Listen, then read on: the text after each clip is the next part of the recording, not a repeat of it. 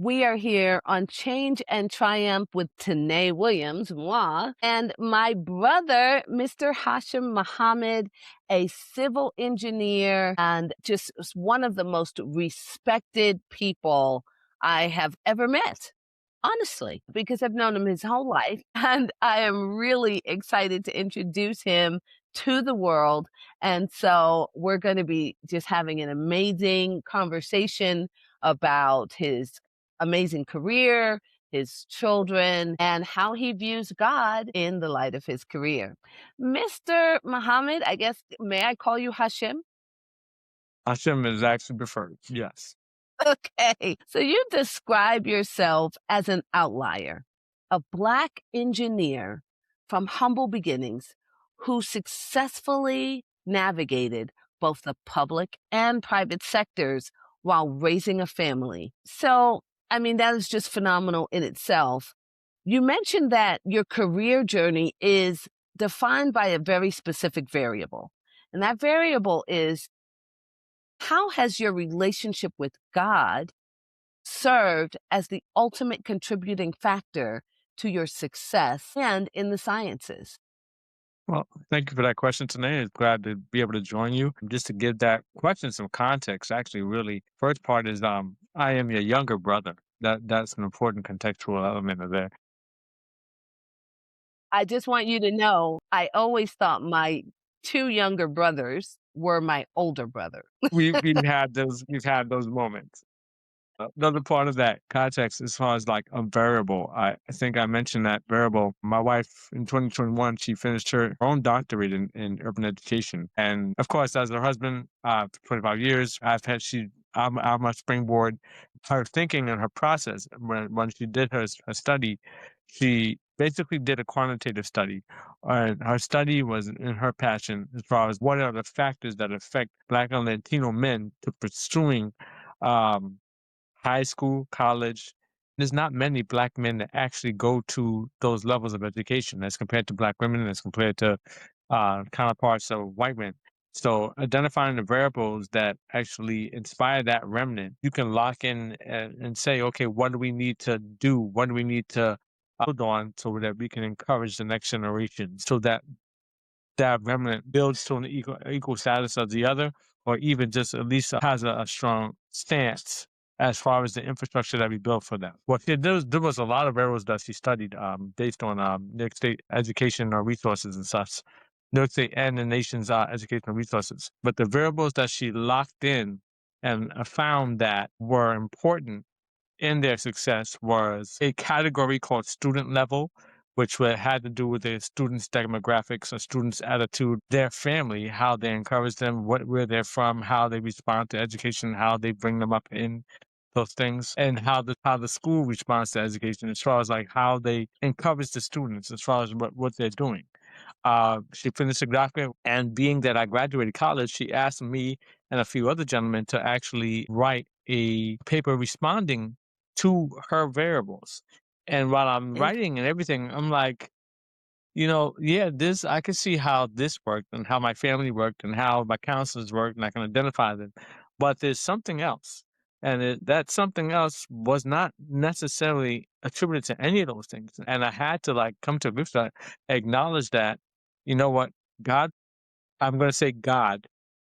And what I'm saying when I say God is that I had to acknowledge that there was an outside entity, outside time and space, all the realm that we call reality, uh, that I can turn around and say, you know what, that wasn't me. Mm. And you know what, there's something else going on, and it's something that's promoting me.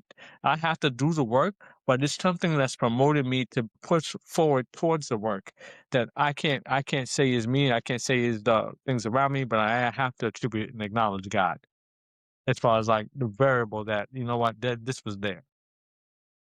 So your higher power, you feel, is responsible for leading you down that path.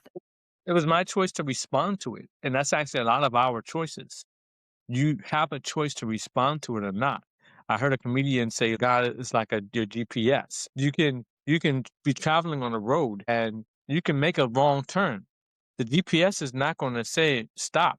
the GPS is going to recalculate, okay, this is where you need to go. But it's up to you to make those turns.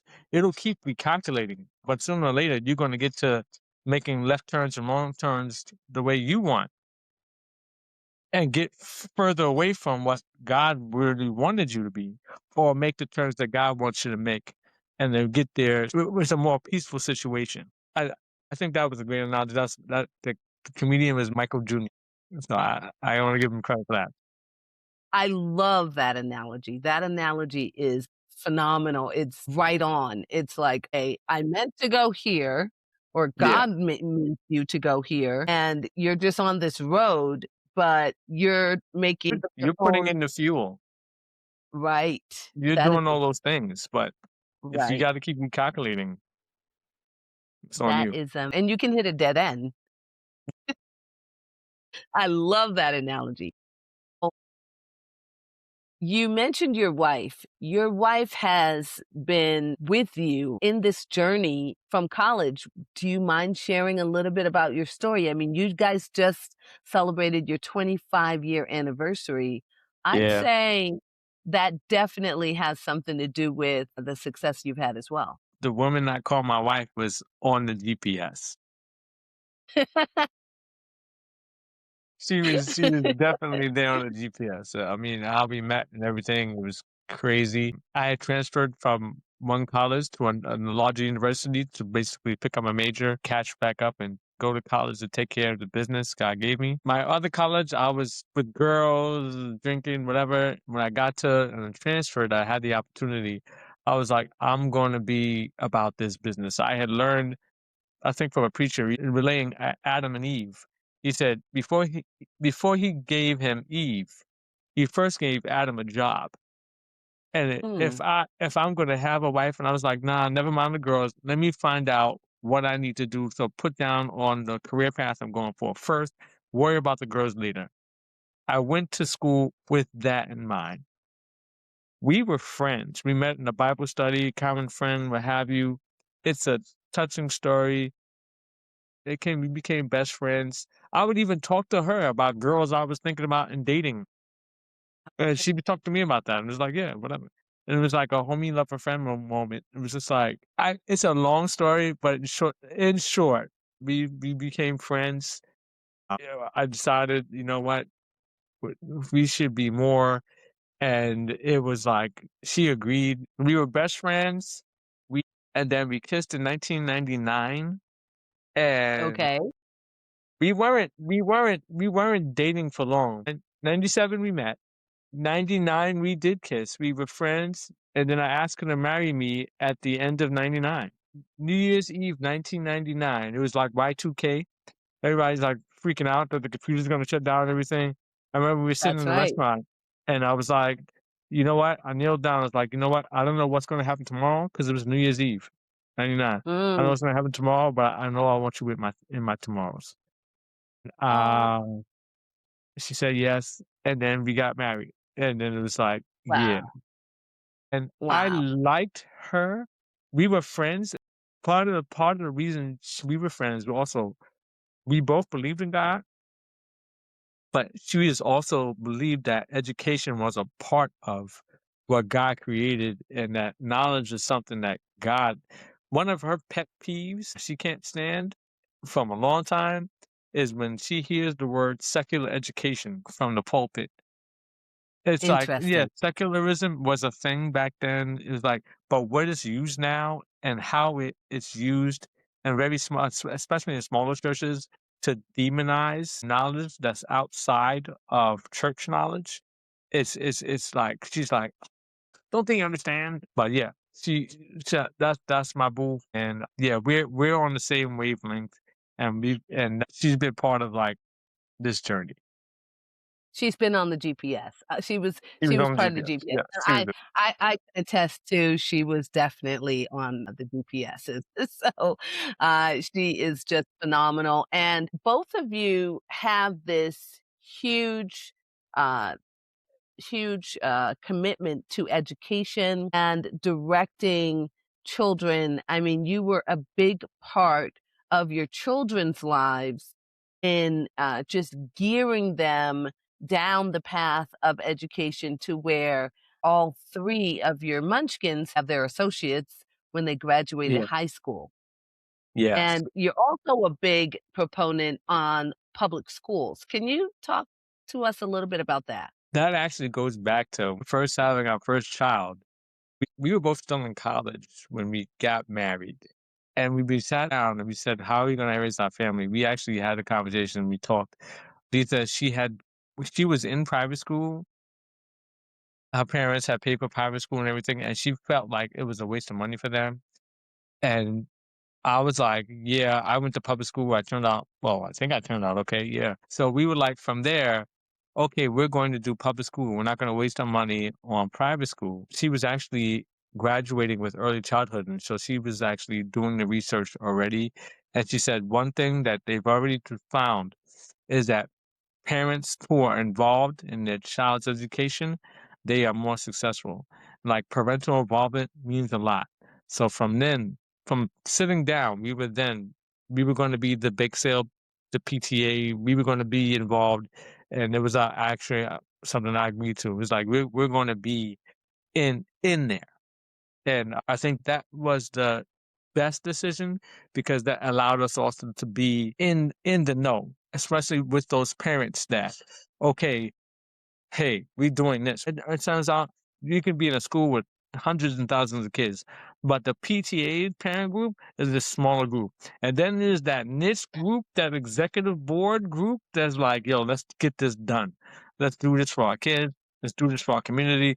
And so we were in that no. When it comes to the kids' associate degree, our son was in third grade. We're on SLT. Me and my wife were both on the SLT school leadership team for the public school that we were in, and another parent who was also on the PTA. She's like, "Yo, I found this school," and she said she found this school, and she's like, we were like, "Where's the school?" And then so we went to the school's open house. Our son is in third grade. He's Wow. just supposed to do open houses till fourth, fifth grade, whatever. It's like, yeah, let's go. So we went to the school in this high. It was a high school called again, it was college preparatory school. Big shout out. It's a junior high and college preparatory school. So it's a junior high and high school, but they ran a program such that the high school is a college preparatory, but the junior high is actually a high school preparatory school. So Wow. actually, if you can get into the school, they run it so that you starting to take high school classes in junior high, so that you can have the room to take college classes in high school. So it was like, yeah, you know what? We're doing that. And part of that also was that the program that they had was to get an associate's degree in high school. That's free to us. And if it Uh, is, and he can do it, and he can go on to college, then actually, if he can get an associate's degree, that's the first 2 years of college. Guess what? that's That's like right. a 2-year scholarship. That's right. So if financially, it made sense that that's what we're going for. And that started from his 3rd grade class. It's like, we're gonna go That's for that. amazing. You got it. That's what Got he it. planned Got for. it. And it made sense because actually 3rd grade, 4th grade, that's when the kids start getting kinda a little crazy. And as far as raising kids, it becomes after 10 years old, we started seeing, okay, they wanna be independent. And it's something that parents have to, like, get a hold of, that their kids actually want to be adults. Eventually, they Mm, want to be adults. And so it was right. like, okay, they want to be adults, we want to prepare them to be adults, but if they're gonna have to make their own choices in life. But we wanna get them to a place where they can do what they want or do the things they think they need to do, but not be a burden on us. So an associate's degree in high school makes sense because 'cause they'll be able to get a job. If they don't wanna go to college, they don't have to. It's up to them. But we've put them in a place where they can go, and if they don't want to go, they're in a better place if they don't. So that was our motives and everything. That's phenomenal. And going back to that study that Lisa did, I wonder if they had a similar point of view where parenting and togetherness with the marriage and education, and that's what really is contributing to the success of you and your family and being a Black man and have become a civil engineer for some of the top firms in the country. But before I talk about those amazing accolades, something happened when we were kids, and actually, I was not present. Do you remember that time when you figured out that there was something that you had to do and just changed your entire life? How old were you? What year was it? Tell us a little bit about that story. So I tell this story, and I told the story to my kids, especially. I think it was 1989, 1990, before definitely fifth grade, maybe fifth or sixth grade. 7 brothers and sisters in one 3-bedroom house.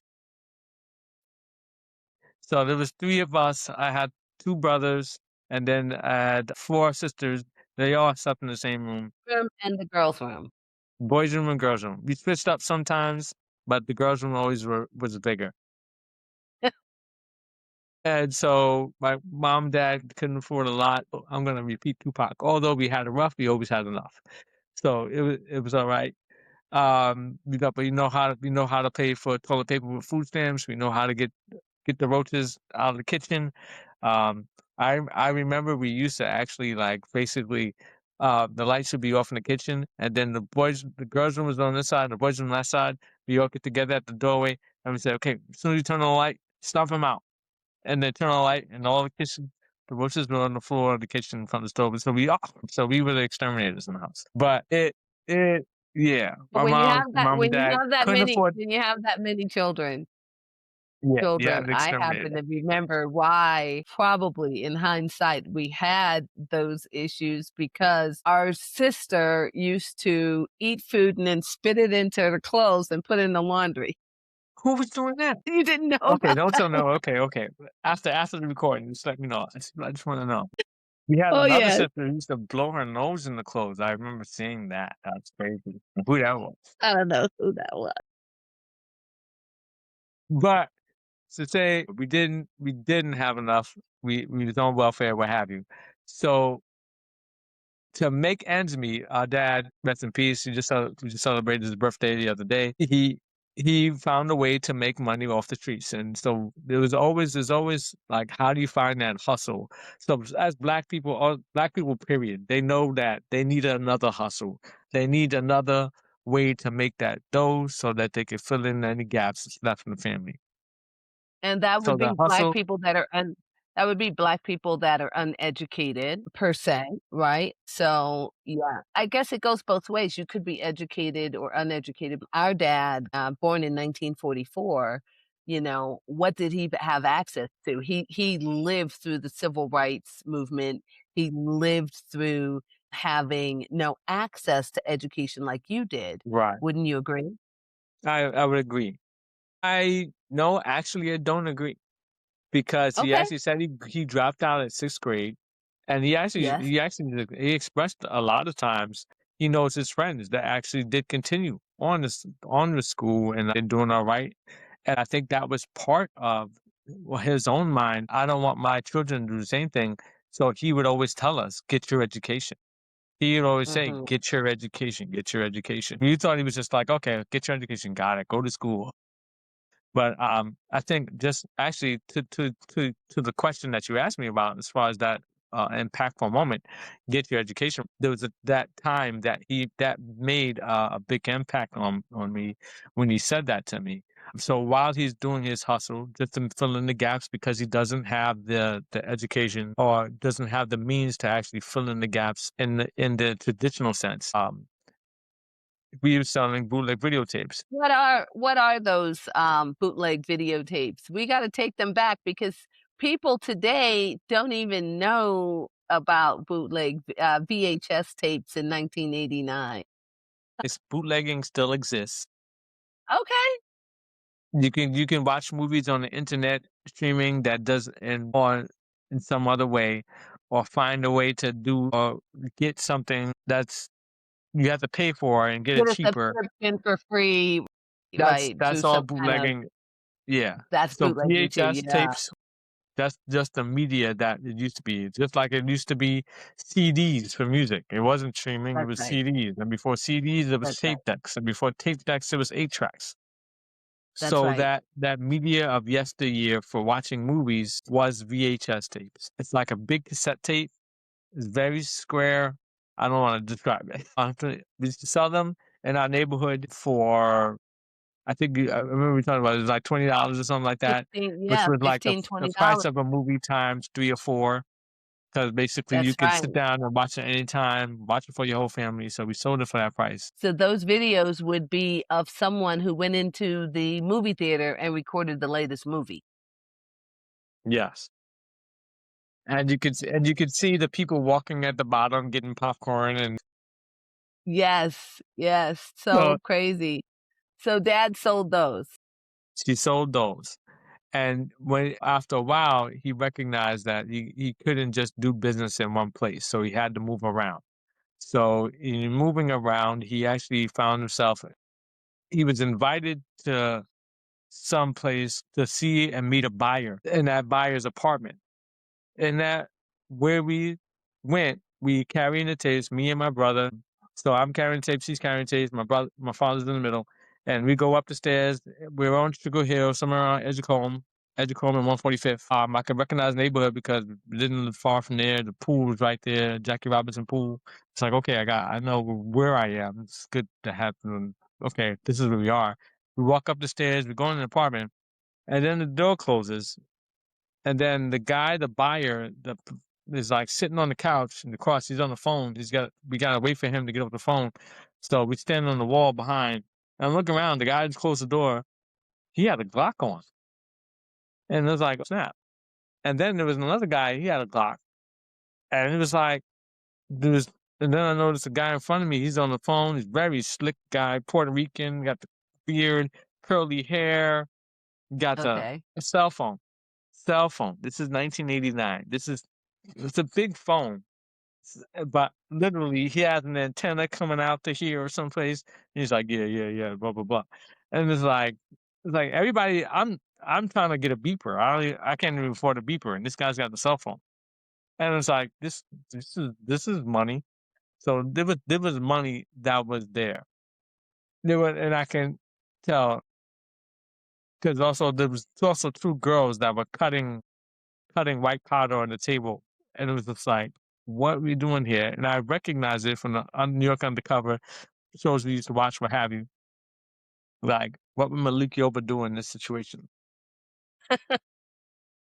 So I'm like looking around, like, okay, if the cops come in here, we gotta go. Like, so I'm looking around, like the front door, that's obviously blocked. The toilet, the bathroom is over there, but the girls are gonna run to flush the stuff down the toilet probably, like they did in one of the movies I watched. And then I turned my head to this one to the window. I seen the fire escape, and I remember the fire escape because I was like, okay, all these guys are heavy. If they go to the fire escape too, they're gonna run down because they're all heavy. But I'm gonna do that. I'm just gonna run up. The stairs should be clear, and then I'll go on the roof, and then I'll jump around on the rooftops to get away. Because you know what, I know how to do that. That's because of So right my now you just think you're in New York undercover. You are yeah, yeah, yeah. In my head, though, I was like, okay, my manhunt, cutting school and playing manhunt days in Dunbar projects. This is gonna work out.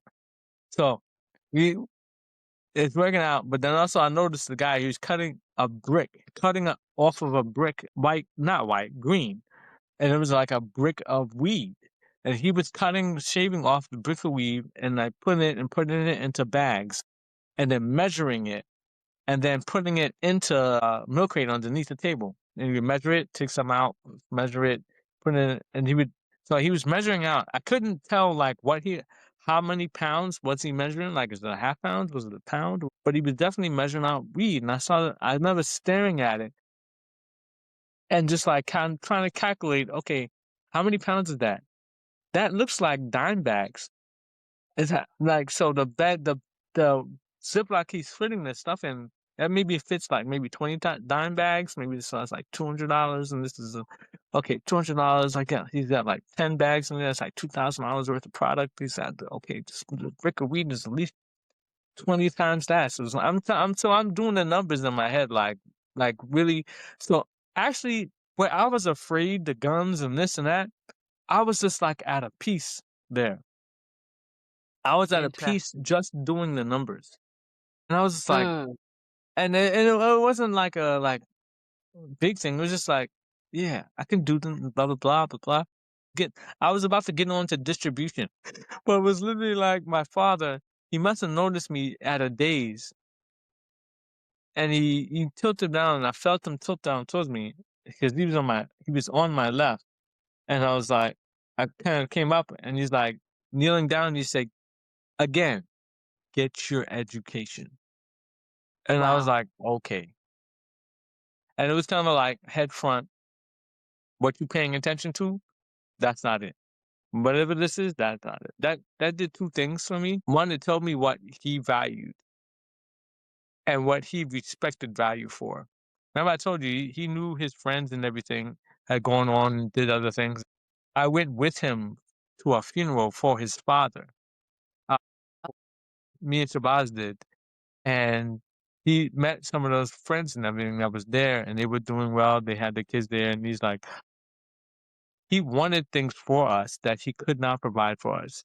It's like he was disillusioned by the idea of black empowerment without Mhm. education, and that was an illusion, and he recognized the illusion, and I realized that that's what he's telling us. It's like, get your education wasn't just because he's just telling us to go to school. It's because he was correcting what he was disillusioned by. This is obviously not it, what he was doing, and he wanted us to do better than that, and he respected that, and he valued that for us, and so I was like, "Okay, if I wanna earn my father's respect, I need to listen and get my education." 2, it was like, "Get your education." I don't know why the word "your" just came out very pronounced, that it kinda, like, defined it as mine, like, this is something for me to get, this is mine. Not that it's owed to me, I have to work for it, but it's mine, I can get it. I have to earn it, but I can get it. And so I kinda took that from that last time he said, "Get your education," I was like, "Yeah, okay, let's do this." You And know, I kinda went from there from it's so interesting the way you perceived that Black empowerment conversation that he mm, felt that he went into a direction that wasn't. I perceive it a little differently, and the way I've perceived that period of time, and this goes into how we both moved from being Muslim to Christianity. I look at our dad's life like, okay, it was all about he was taught by the Honorable Elijah Muhammad that you should do for yourself. He came up during those Malcolm X days, those Martin Luther King days. And the choices, even though I know that, for instance, our uncles became millionaires who grew up in the same time period, but they're probably 10 years younger than him.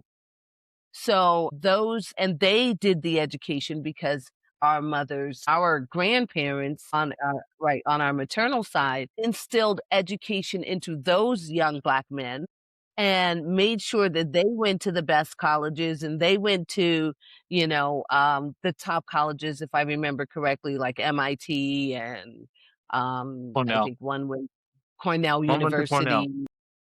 Like Cornell, and so they went to those, excellent colleges. They did not go to the war, so they didn't go to the Vietnam War. However, the other Black men, that came up and our dad was an entrepreneur. He knew how to go out there. He made bracelets, through our childhood, he owned a grocery store, and so whenever I tell the story of my background, I go, "Hey, I come from an entrepreneurial family. I was working in our grocery store at 9 years old." So we had a grocery store. We had, I don't know if you remember the health food store at another period of time on Lenox Avenue.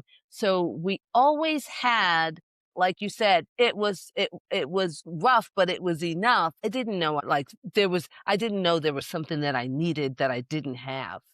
I didn't know that that was a thing because in Harlem, I mean, I worked selling videotapes on 125th Street at 13 Mhm. years old, making Right, right, right. $100 in a Saturday. So making $100 on a Saturday, I could buy whatever sneakers I wanted to buy. I could go shopping. I could do whatever I want. As a teenager, I could, have whatever I wanted to have.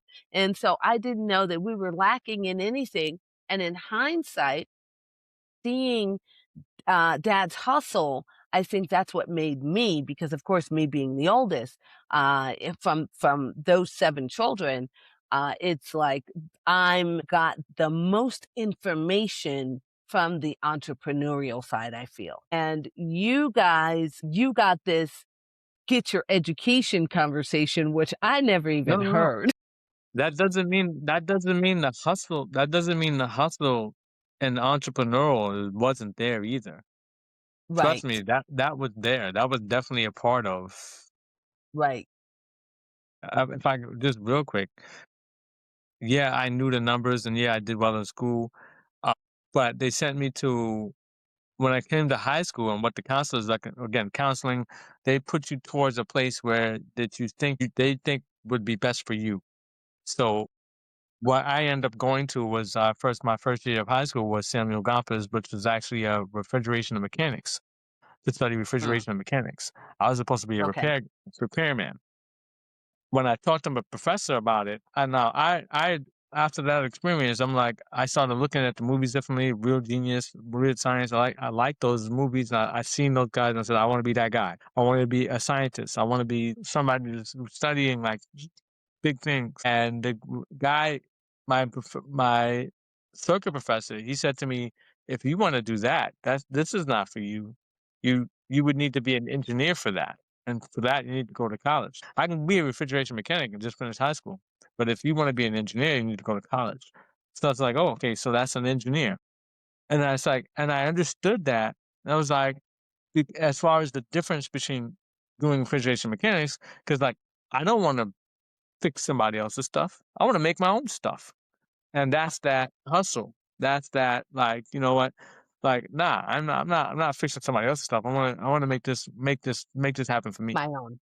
I want Because to make my daddy own. Yeah. instilled that. Do for yourself, That make that's your that's own. that's what it is. Yeah. Right, So, right. That's interesting, that's awesome. So, how did you end up becoming a civil engineer?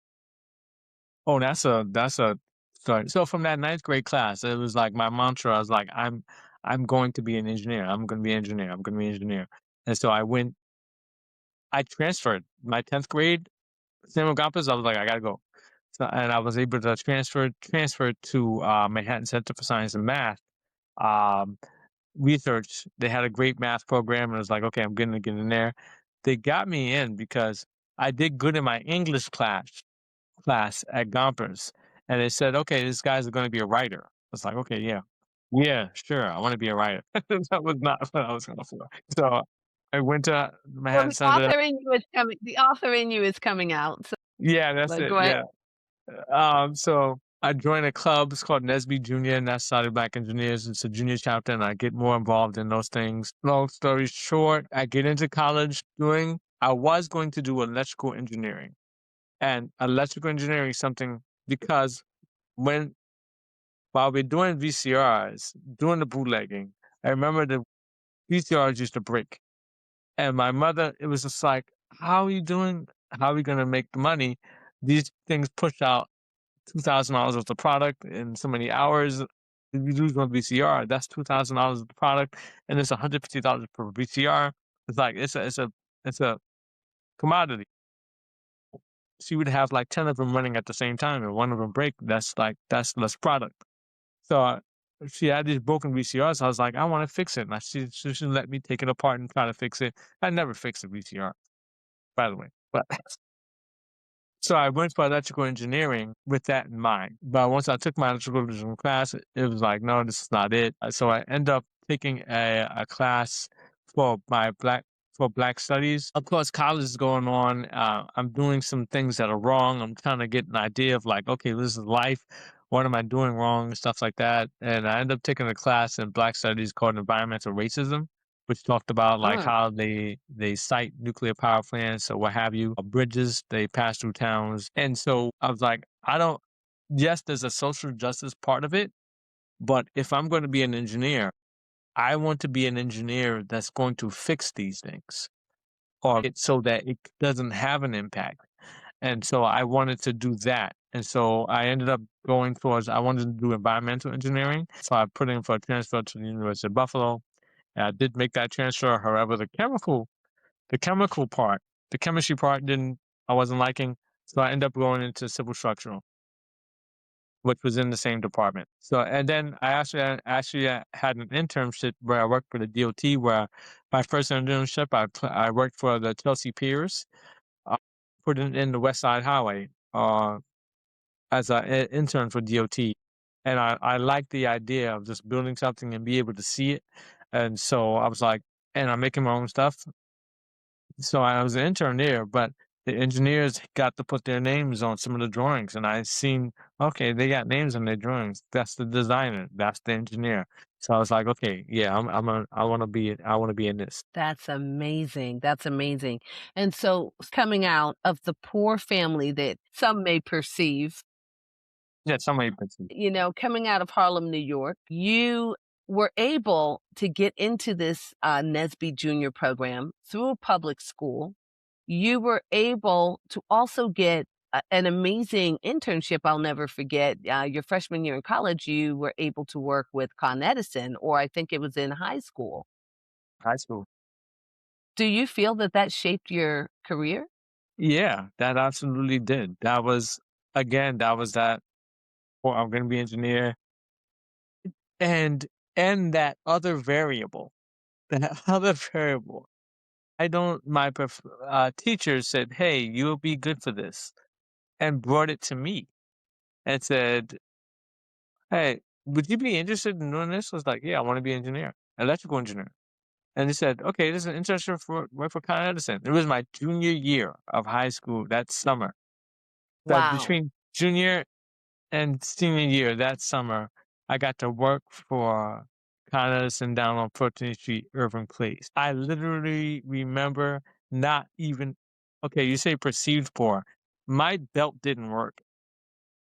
Okay. And I had a belt that was kind of hanging off like by the thread. I was like trying to Okay. get dressed to go to the first day. Had to get train fare. I was like, okay, mom, can I? And then like my first paycheck, I remember buying a belt. I remember like doing stuff. I remember like, yo, I want to get this done. I remember Okay. I bought a TV for our room so we could play video games in the room. It was crazy. It was Wow. like, yo, With your yeah, I'm first making check, money. that's awesome. Yeah. That's awesome. It's been just an amazing conversation so far. So you worked at Con Edison. You've worked on some of the most iconic bridges and tunnels and trains all throughout the East. Could you name some of those things that you're on? I mean, I'm just so proud of you having your name on, say, the new One World Trade, which is just amazing.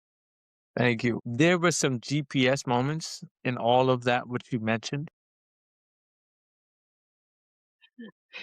and I'd have to stop you and not mention especially that variable, like God is like, "Hey, I got you." I write about it in the book that I'm making now. I'm writing now Yes. as far as, I wasn't supposed to get my master's degree. Mm. I actually got a job, and I wasn't supposed to be in civil structural engineering. I was actually going to lean more into construction management because that's what I was finishing with in my bachelor's degree. And I had an internship with a construction management firm. We were married, but she was pregnant. And the question was, I found a job. There was no jobs in Buffalo to get where I can work so she can finish school because she was 1 year behind me. She had to finish school. And it was this scripture. I was like, I had to find a job in Buffalo. I don't know what I'm gonna do. I had to find a job in Buffalo. And especially since Lisa was not hearing me moving to somewhere else and she had staying there and having her baby. She wasn't. She's Christian, but she can curse. She's from Queens. She's like she wasn't having that. And I was like, and I agreed. And it was like, how am I leave her alone? And it was that they offered me a job to move to the city. I was supposed to work for a construction project at Bellevue Hospital. And that for that fall, they offered me like 40, 50 grand a year. And it was like, no, this was a lot of money back then, trust me. Yes, back then. Yeah, back then it was like, wow, I'm gonna give this up. And it was like, because I need to stay with my wife. Like, how was that? And so I had my Bible in front of me. I'm literally looking for jobs on Monster.com while I'm finishing up the summer internship I had. I graduated with my bachelor's degree. I graduated, I'm in the summer internship. Lisa's got another year left. And I am in the computer lab of the place that I used to tutor in. And I have the Bible open, 1 Timothy 5:8. It's actually what I give to my kids. I'm giving their allowance now.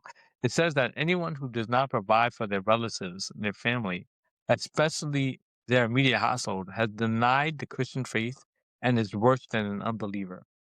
At that point in Wow. time, I was literally I had to transition. We grew up Muslim. I had to basically say and decide and like reconcile with different religions and processes. Okay, I'm going to be a Christian, not Muslim. I'm going to be a Christian, not a universal person, and I'm going to represent this thing.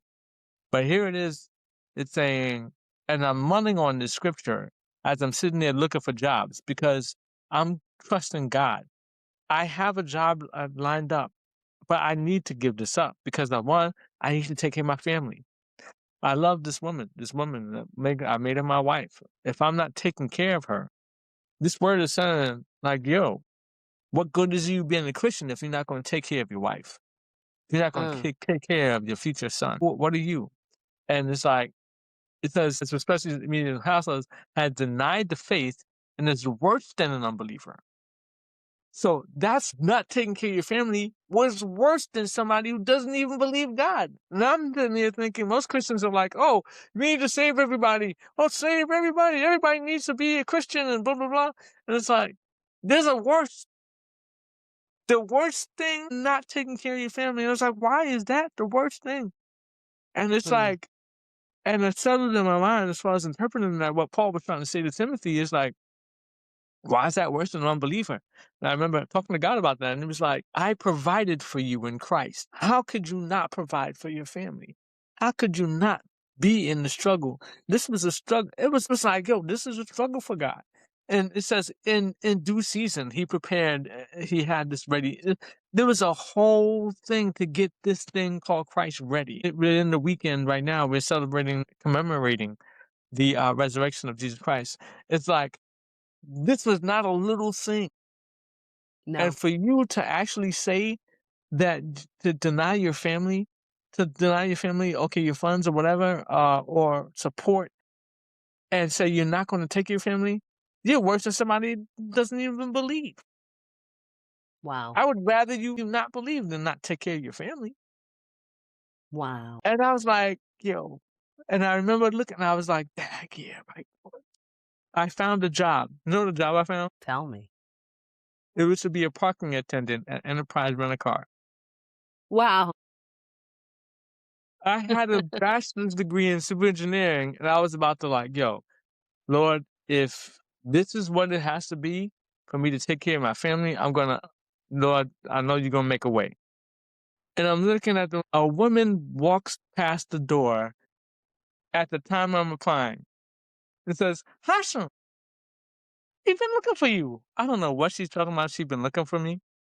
Because the job I had literally was a construction inspection job of the dormitory that she works in at the basement level, where I would have to Okay. drive a golf cart around and inspect the workers that's going around. And I would sometimes go and pick up Subway sandwich from me and Lisa because she worked at housing, building and housing.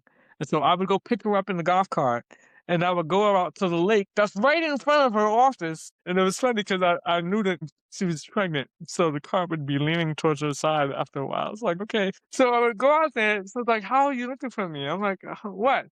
What she's looking for me for? She put me on and said, we found a fellowship for you. Okay. So she found the fellowship and put me onto a fellowship. A fellowship is tuition and a stipend to go get my master's degree. Wow. When I tell you Wow. about this variable, I'm telling you, GPS. GPS GPS. is crazy. But what I decided to do in that decision that ah was that First Timothy 5:8. I think that put me on the. I was like, okay, God seen that, so I got you. I hear that story, and I can't help but think you could have read that same scripture and said, "I have to provide for my family, so I have to go to New York." No, but that's not provision. Money, like emotional, So, like but my wife emotional needed me and there. physical support you valued Yes, more than yeah, the money, and that is a really big distinction that God put yeah, that on your heart, that the emotional and physical support was way more important than you going to chase the yeah, money and money back. yeah. I think, yeah, yeah. That definitely was in my heart as far as the money can wait. The money is not And something to chase after. that's not Yeah, it. Wow. yes. I know. And so And your where did I learn upcoming that book from? Where did I learn that from? From that time in the trap house. Don't chase after the money. What do you value? And it was because the yeah, money will come. And so now you got into the private sector, not eventually, immediately. and then Eventually, huh? I first started out once I graduated my master's. Lisa had was getting her master's, so we stayed in Buffalo, and my professor hooked me up with a job. Actually, started my career at a with a firm in Buffalo, engineering and services firm in Buffalo, and then when we moved to New York, I worked with another firm in Long Island. And then I started with a temp agency at MTA, and I started to recognize this is actually a good place. Lisa's dad worked for the sanitation. She's like, "Yeah, you want to get a city job?" And I was like, "Okay, I try to get a city job." I did get the job, but ultimately I was like, "This is not enough." And so I wanted to leave MTA. I worked there for about 2 years. I was getting paid what have you, fine.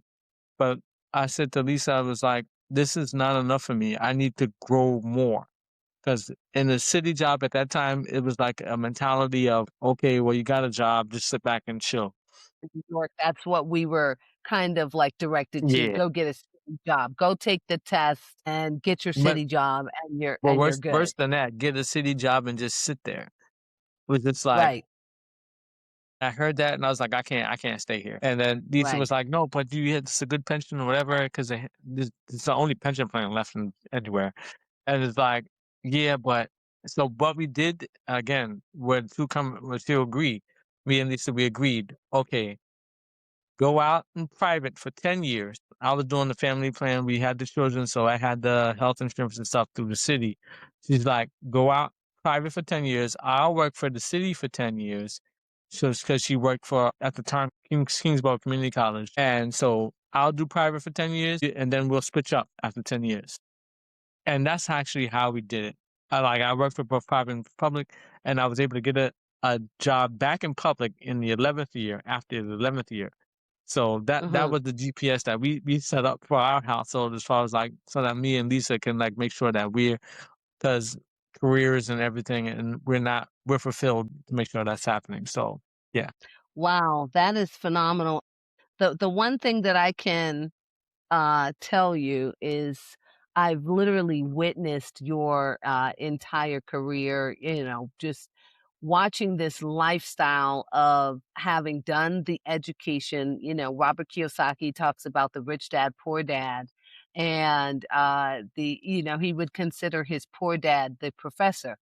But in your case, I see, just your journey has been phenomenal in that you've had, like you said, with God there in between with your faith in between both you and your wife, directing you and your wife, and you directing your children as it says in scripture, that literally has led you to be a better parent. It's led you to make better decisions for your career. It's led both of you to just stay on a specific track that's lasted already 25 years and counting. You've got a book coming out. But before I go there, I'm really proud of the things you have your name on. Could you share? I know it was I-40 bridge in Florida. I know you're Oh, Yeah, well, we had a yeah, I-40, the Florida DOT. My company at the time when I was in private, that 10, 11 years while I was in private, we did the coffer dams to build the foundations. That was a fun project. So that's there. And you've done Also, one World well, Trade, you're working on the Second one run train. Avenue, train. Yeah, Second Avenue Subway, Fulton Street Transit Center, the Day Street Connector. Gave a I actually gave a talk on the Day Street Connector at a conference in Charlotte. And it was really funny because the Day Street Connector is actually just a people connector. After 9/11, it was an effort to bring back the economy of Lower Manhattan after 9/11. And so Fulton Street Transit Center was one of those things that had to happen. Not had to happen, but was seen as something that can happen because it collected so many train lines, 11 train lines, and what have you. Design that, I was actually in charge of designing one of the phases. I was put on as actually acting director for in the construction phase services and doing the RFIs and the finishing touches and doing the final drawings and what have you.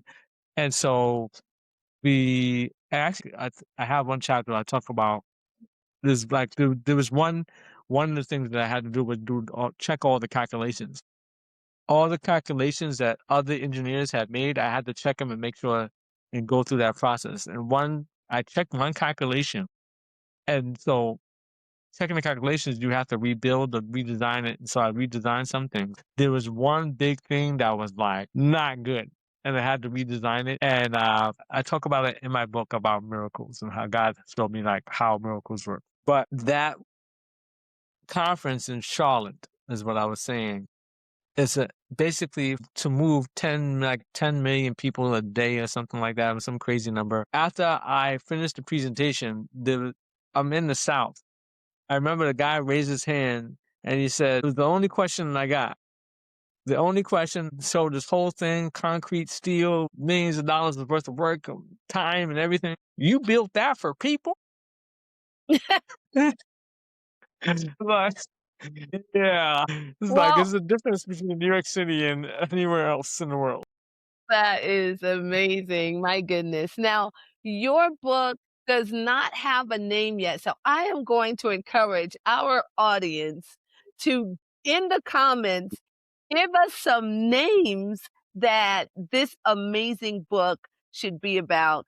So it focuses on the 7% of elite scientists who still believe in a creator. Could you talk to me a little bit about that? Because why do you believe the modern church often pushes against science? And how do you help parents close the gap between their faith and technology for the next generation? It's a great question. And yes, do welcome your um, feedback on possible titles of the book. I'm thinking apologetic proof theorems of a practicing engineer, but that might be too long. So Okay. basically, what you mentioned about the 7% is actually the problem statement that was actually presented by astrophysicist and science communicator Neil deGrasse Tyson. He says in a lot of his talks that he gives to people, uh, he wants to know not why 85% of the National Academy of Sciences is reject God. That's not interesting. Not they reject God. They're scientists. They're supposed their own. Actually, it's almost like they're supposed to. But so finishing that, so he wants to know not why 85% of the National Academies reject God. He wants to know why 15% don't. That 15% was actually from a 1933 study that he was quoting. However, that study was actually repeated in 1998. And so that number is actually less than 15% now. It's actually more like 7% that actually believe in a personal creator. So so phrase the question, he wants to know why 93% of the National Academy of Science, which is a set of distinguished scientists in the world, reject God. Why 7% still don't reject God? Why do 7% still believe in a personal God? And so I felt like I can answer that question just because I learned sciences. I learned I'm not a distinguished, I'm not a great scientist, I'm not a like Nobel Prize winner or anything, but I study it, and so I think my life can actually like attest to why 7% that 7% would. I actually also invoke a lot of the quotes and things of a lot of the engineers and scientists whose shoulders they stand on, like Sir Isaac Newton. Sir Isaac Newton was a Christian. Yeah, Right. he wrote the book. He invented calculus. He also wrote a book on the Book of Daniel and its connection to the Book of Revelations. Einstein was also a Einstein, yeah, Christian. he was a Jew. Yes. He was Jewish, but Oh, he was Jewish? Okay, but he believed in a higher power. he believed in the higher power. Bernoulli, Mendeleev, Yes. at the Okay. elemental table. Mendeleev was also a Christian. His mother was a Christian, and those things are there. He doesn't actually pose the question as a means to actually get an answer to help us out. He actually wants the idea is that if we can find out what's wrong with them, then we can be able to fix it everybody else. Neil What's deGrasse wrong with Tyson them? is one of my favorites. Yes. You've got a chapter 3.14 is Yeah, fascinating, where you use the number pi to explain God's sovereignty. yeah. If NASA uses 9 to 10 digits of pi to triangulate planets, but the number itself is infinite and incomplete to man, what does that teach us about our own limited understanding of the complete God? So it was a time. It's actually why I'm considering the title of apologetic proof theorems, because that's actually one of the things that I had to reconcile with. So we weren't always religious. So like, if I'm going to believe in God, how do I reconcile with the idea with he can't be measured? It's not something that we can prove. The idea that Neil deGrasse Tyson says why scientists should reject God is I'd the idea that things should be able to be proven as true. They should be able to be measured. There's no such thing as immeasurability. And so my thinking in college was, okay, well, how do I reconcile with that? And I remember, I think God was showing me, I think the circle came up in one of my classes. I think we was in my structures class, we were studying, I think, soil mechanics. It's a circle called Mohr's circle, and Mohr, Mohr. He developed this way to be able to basically define principal stresses and shear stresses using a circle, and it's tangential, what have you. But like, how is a circle able to do so many things? Circle represents so many things to a lot of different people and through the ages. And everybody's been trying to calculate what pi was. And like what pi is, if you're familiar with pi is actually the relationship between the circle's diameter and the circle. A circle is Okay. defined. It's great. We just launched a spaceship, Artemis 2. We just launched Artemis 2 just a couple days ago, 2 days ago, and like it has to go on the tilt, basically like beat Earth's gravity, but it goes on the tilt so that it comes along with the Earth's circumference and what have you. These are we're talking about thousands of miles. You know how fast the Earth is rotating? I know it's fast, and it's so fast that we don't feel it. You don't even feel it's like 1,000 miles per hour. Yeah, we're like Horton is a Hugh on a dot. Basically, that's a good enough. It's great. The numbers are crazy. And when you think about the circle, when I was in college, I was taught about the circle and how it relates to that. That diameter is defined by the circle, and that relationship between the diameter of the circle and the circumference of a circle, it's a real thing. It's 3.14. That's a number that we've been using. Like how many diameters fit around the circle? 3.14. That's the number we were taught when we were in grade school. But then when Okay. I get to college, it was like 3.14159. It's like, wait, what happened? Because that number is actually not a complete number. It's like you can divide this anytime you divide a circle circumference by diameter, that relationship is not exactly 3.14. It's actually a number that stretches out very far. And people have been trying to solve that. Egyptian had tried to solve that. If you look up Rhine's papyrus or Ames papyrus, or the Chinese have tried to solve it by basically like inscribing like uh 2,000, 24,000 sided polygons between each other and like trying to find the circle that's between them. The Chinese in India. This reminds me of something I saw with Terrence Howard where he has like, has to do with the tree of life also. The circle describes so many things, both real Interesting. and transcendental, Yeah. if I'm saying that right. Right. But why is that number now 3.14159? That number goes out. It's been calculated. Now that they have a way to calculate it, and now that we have computers, the record for that calculation is now out to a trillion digits. After the What? decimal point, it goes out to a trillion digits without ever repeating or closing. So You know, it that's so never interesting. actually has an end.